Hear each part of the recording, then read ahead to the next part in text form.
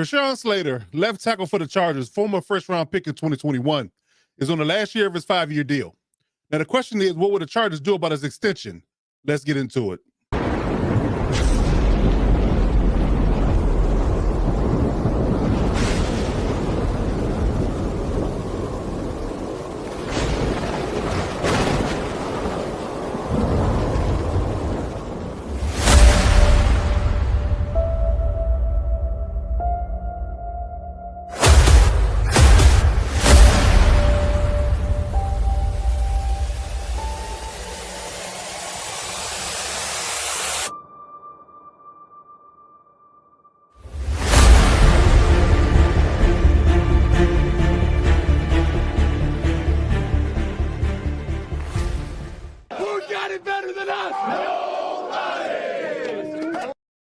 All right. So Rashawn Slater, stalwart left tackle for the Chargers, drafted in 2021, has been a staple and one of the better things that have happened to the Chargers O-line in quite some time, maybe ever. I would argue that if he plays at this level going forward, he might go down as being the best left tackle in my time as being a Chargers fan for over 25 years. So, yeah, I would definitely say that Rashawn Slater is definitely a staple for the Chargers and definitely a needed commodity when it comes down to protecting Justin Herbert and any quarterback playing for the Chargers going forward, as long as he's playing football, right? So he's conspicuously absent from minicamp. He has not shown up to OTAs at all to prove the point that he is ready and and wants to get out of the way the idea of getting himself the contract extension before the 2025 season kicks off. Now they did exercise his fifth-year option and things of that nature, so he is playing on the fifth-year option at $19 million. But he wants to get this contract, negotiation, I guess you can say battle, whatever you want to call it, out of the way and get that done before training camp starts and just get that off his mind so he can focus on football, right? Which I completely understand. So, taking that stance that he's not going to show up to OTAs and things of that nature, risking fines and all the CBA nonsense that you want to give to him when he comes down to him, possibly being penalized for not showing up, right? So when we get down to the idea of what his extension is going to look like, right? There's a lot of factors to play into this, obviously. It's a contract negotiation for the NFL, which is never easy. We all going to, be quote unquote, I guess you can say, participants in that idea that we see these things happen all the time with the contract extensions, don't go easy. It's not as simple as here's the contract standard, rate for your position and sign it, we move on. No, it's not a rookie deal. It's an extension. So we're looking at it like this, he's one of the top, maybe the top left tackle in the business. So, how do you fairly compensate him? That is the question. So, there's a lot of questions to be asked and a lot of factors to be laid out. So we're going to try to lay them out here pretty quickly and pretty concise fashion. So, again, 26 years old, prime position. I think he's made one, maybe two Pro Bowls at this point. I have to fact check that. But accolades aside, we know who he is. I mean, the Chargers would be foolish to not believe that he is the staple and the best O-lineman that they have. And you draft a guy and he's been playing the well he's been playing, you'd be foolish not to pay him, right? So again, we get into the idea of, what is he going to, garner, what his money's going to look like, how they want to, I guess you can say, manipulate the contract. There's things that you can kind of do to, kind of not, completely bleed your cap dry, but in the same sense, get the guy his money in the same realm, right? So, let's ask a few questions and get some answers in regards to what we think how this will play out, and hopefully, you guys will feel better about this extension conversation after this is all said and done, right? But when it comes down to this contract, so ask the question, what will happen? I think again, the Chargers would be foolish not to sign him. It's just a matter of not what, but how much. That's really what it boils down to. It's really the number. I think that he has probably working with his camp, his agents, his family, whoever the case may be, and looking at the market, what does he want? How many years he wants? What type of, guaranteed money he wants and that type of jazz. All that matters to him. And that's also an added factor of what the Chargers will ultimately do and how they want to work the deal. Now, granted, this is a different regime. I'm glad that he was able to get under the Ortiz and Harbaugh regime and style decision than the previous regime, because God knows what they would have done, because they weren't the most savvy about, kind of, pulling moves like the Eagles and the Rams and these guys do, where they kind of, I don't want to call it manipulation, but it kind of is. where they kind of, fudge the numbers a little bit so they get the money and get to the number they want to get to for the player, but it doesn't, ultimately, completely cripple you cap wise, but, then you can argue the idea of what this should, how much they should give him, what he's worth and all that jazz. So you can argue all that, but again, just try to get to that number and try to understand exactly what he's worth at his position, right? Because again, for a right-handed quarterback, the left tackle is the most premium position there is. I mean, we can't argue that at all. You have a premium left tackle in your building, you don't let him go. That is fact. That is fact. You would be foolish to do that. And if you're not really serious about competing, if you let a Pro Bowl left tackle walk out the room, I'm just going to be honest with you. So I think they know that, and I think the regime that's currently in place, Ortiz and Harbaugh and those guys, I think they understand that. And I think they want to understand and let the Spanos family understand that as well, that we have to get it done. They have to get it done the right way. So again, a lot of factors in that, a lot of money involved. So let's talk about when will it happen. I think it will happen. That's not a question. It's not about will, it's about when and how much. I think that's the answer to that question. So I would, rest easy on the fact that he's going to be resigned. I don't think we have to worry about that at all. All I'm worried about is how long and how, will it drag out far past what Rashawn wants to do. Because he is, like I said, he's on the last year of his deal. Now, do we want to play these franchise tag games and all this jazz, or we just want to pay him and get out the way? I think you should pay him and get out the way. That's just my personal opinion. But again, what will bring him in camp and bring him in a happy man and ready to block for Justin Herbert for the next 5 to 6 years? That is the question. So that leads into the idea of how much it should be. Now, you get into the idea and talk about money, right? The left tackle number has been going up and up and up, in the past several years.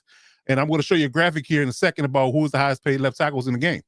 So, and there's some caveats to this because some guys are older and things of that nature, have Super Bowls, Pro Bowls, they got all these accolades and they've been in the game a lot longer than Rashawn, who is playing into his 5th year at 26. But I'm going to point out a couple of guys that kind of will be the sticking point for my money.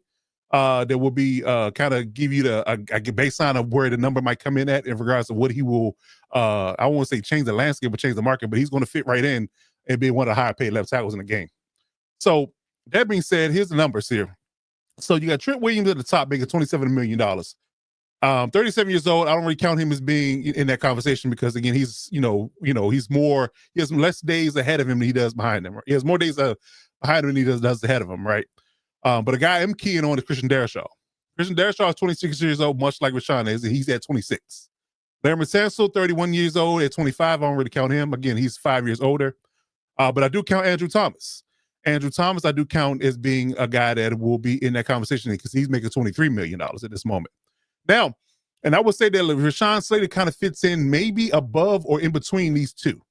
I would say that Christian Darrisaw, honestly and truly, I would say, again, this might be a biased take, but I think that if you had to pick between having Christian Darrisaw as left tackle or Rashawn Slater, I think you would give the edge to Rashawn Slater. Again, he has been a Pro Bowl caliber player at 26. So I wanted to say at the beginning of this that he might fit in between the $23 to $26 million, maybe he lands at 25 where Larry Tunsil is. But he might, even if you want to just do what he did with Justin Herbert, give him a $0.5 million bump above Christian Darrisaw to make him higher paid than him. Because if Trent Williams retired today or tomorrow, he'll be the highest paid tackle, right? So let's say he comes in at 26.5. 26.5 would be the number, right? Over 4 to 5 years, right? Because again, that's pretty much where Christian Darrisaw comes in at. And again, guys on this list, nobody outside of Deion Dawkins and Taylor Decker, who's older, in that regard, and Jordan Mailata, who's 28, they hold Pro Bowl nods. Jake Matthews, again, 33 years old, a little bit older.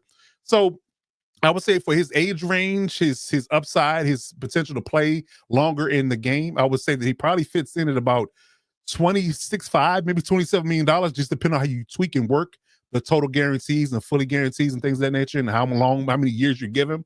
But if he plans on playing football for a while, I would try to lock him up as long as possible at the key number of 26, 27. Maybe if he accepts 25, you kind of front load or back load the contract, however you want to do it. But I think the number is going to hover around 24, 25, maybe 26.5, maybe 27 at the high end. But I don't think he's a greedy guy, in my opinion, just seeing his demeanor and his willingness to play football. He's a football guy. So I think that he would take 26.5, but you got to pay it because, again, he has the accolades, he has the cachet, he has the caliber to be, one of the best, if not the best left tackle in the game. So I would argue that 26 might be the number. Again, just how you want to rework it and how much it's going to cost you. But I think that's going to be the issue. 26.5, get it done. He'll be the highest paid below Trent. Trent retires the next year or two. He'll be the highest paid tackle going forward. It is what it is, because let's be honest, the price is only going to go up from here. If you don't pay him now, somebody that's coming up behind him, that we're going to get paid that much money and the price is going to go up. So do it now. Get out the way. Don't pay these franchise tag games. Just pay him now. Give him his guarantees and get him in camp, because that's really where it stops and starts. If you have issues with Rashawn Slater's future and he's not certain about it and he kind of sits out, maybe potentially, do what Trey Hendricks is doing, that's going to cause problems for the offense. I promise you, because there's a complete and utter drop off at left tackle the moment he leaves. You can move Joe Alt to left tackle, but then who's going to play right? A whole bunch of silly games that we don't want to deal with, because we've had O-line issues for years. We're starting to get it back to where it needs to be. You don't want to take a step back. So pay the man and get it done. Now, the next question, going back to him, why is it not done already? I mean, all the things I've laid out, why is it not done already? Again, going back to my point, it takes time, particulars, offset language, things of that nature, all, guarantees, how many years, it's a negotiation. I'm Rashawn Slater. I have certain things in mind. I want a certain amount of guarantee money. I want a certain amount of years. I want a certain amount of, injury protections, things of that nature. So I'm protected as a player, and the Chargers have to, meet somewhere in the middle in that. That's where it boils down to. He's in the driver's seat. They know they need him. We would argue that you don't want to get too greedy in negotiations, but you want to be guaranteed that this is going to be your big payday. Because at this point, if he's a 4 to 5 year deal, you're looking at 30, 31 years old, and you may get a 2 year, 3 year deal depending on your health and your availability. But this is going to be the biggest payday you're going to get in your prime. So he's going to try to get his money, and it's just a matter of trying to work all that out, negotiate all that. But I'm hoping and praying that they will honestly and truly get it done before camp starts, because if they do get that out the way and get the drama out the way, you don't have to worry about him, quote unquote, being upset or angry at the franchise, and we can move forward and O-line will be cohesive. So, again, so then you get into the idea of, who you paying. That also is a question you have to ask, because you say if they have the money, why don't they just go ahead and do it? That is a question, because if you look at it like this, the Chargers aren't paying anybody outside of Justin Herbert, Khalil Mack, who's on his 1 year deal. He's aspiring contract, and Derwin James. That's all they're paying. Everybody else either has a rookie contract or a 1 year deal. There's no big money contracts on this roster, and they'll have $100 million in cap space in 2026. So you would like to believe that the guys that are stalwarts and guys you want to keep in the house, they want to pay now and get that out the way, and then you still have some spending money going into the next free agency group. But again, you don't want to, with them developing guys, there's, you got corners you're developing, linebackers you're developing, you get drafted a D lineman, you got 2 edge rushers you're developing, you got a tackle, a right tackle, and a left tackle stalwart that you're developing. It's not a whole lot of, big time, quote unquote, positions out there of need that you're going to pay for if you're going to develop the young guys, until they, come up to being paid. And those are staggered contracts. Dayon and those guys don't come up for the next 2 to 3 years. So you got some wiggle room here. So I would honestly and truly, say that just go ahead and pay the money now and give a shot at that price tag before you get to the idea that you have to pay him a heftier price. Depending on where you have it. That's just my call. So again, because the last question would be, how long will this play out? Honestly and truly, like I said, I think, going back to what I said earlier, I think it needs to happen before camp is over. And OTAs aside, mandatory mini camps and all this jazz, he's a veteran at this point. He's been in the league 5 years. We don't need a whole lot of extra reps with Justin Herbert, because he's been his quarterback since he's been in the league. That's not the issue. The only issue is that, getting a contract done to get him in camp and have him healthy come end of July. So I would get this done between now, which is now will be June 3rd. Get between now and in the July, get it done. That's what I would do, in all honesty. So we'll see how things go, but I think they should definitely get it done by the time training camp starts. But the last thing I want to point out is that we always talk about the Chargers being frugal and things of that nature. It's one thing I did want to point out in regards to what the Chargers are dealing with as a franchise. It's a conversation about money, because when you always sign these big name contracts, you give them a certain amount of guarantee, especially in the big time contracts like Rashawn's going to garner. It's going to be over $100 million, right? So when it comes down to how things go with the guarantee contracts, the amount of guarantee money you have to set that aside. And certain franchises have, cash on hand, and certain franchises don't have as much cash on hand. Teams like Dallas, Philly that have been winning a lot, KC who have been winning a lot. Certain teams and certain owners have just a lot of, liquid cash lying around they can just dole out every time they give out these lofty contracts, right? But the Chargers, in all honesty, between the Spanos being frugal and the team, I guess you can say the split between the ownership being divided, you have to come together and band your money together each time you need to stick these guarantees into the escrow. So that's always an issue with the Chargers. So that's, give them a little bit of grace in that, because you have to go through a lot of approvals and things of that nature. You have to band your money together and pull things together, because you're not Jerry Jones when you have all the money, you have all the say so. It's just one entity.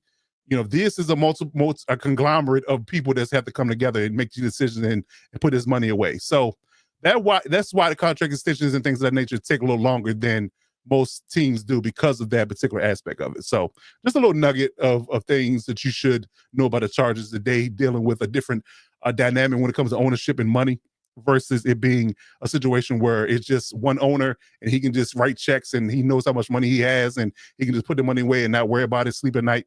So it's a little bit different with the Chargers and the Spanos family and the ownership group in its entirety. So take that for what it is, but I do believe that they should ultimately and truly get this done right now and get Rashawn Slater in camp and happy and whole and solidified for the next 4 to 5 years. So let me know in the comments how you feel about this particular aspect of what the Chargers are doing.